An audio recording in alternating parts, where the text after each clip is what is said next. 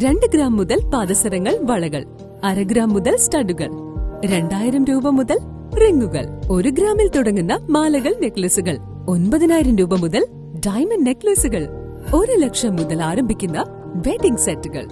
കൂടാതെ നിങ്ങളുടെ പഴയ സ്വർണത്തിന് ഏറ്റവും ഉയർന്ന മൂല്യവും. Maharaja Gold and Diamonds, toll junction, Edappally, Palluruthy, Tripunithura, Kalady, Eramalloor, Aroor പള്ളി, തുറവൂർ, തൃശൂർ.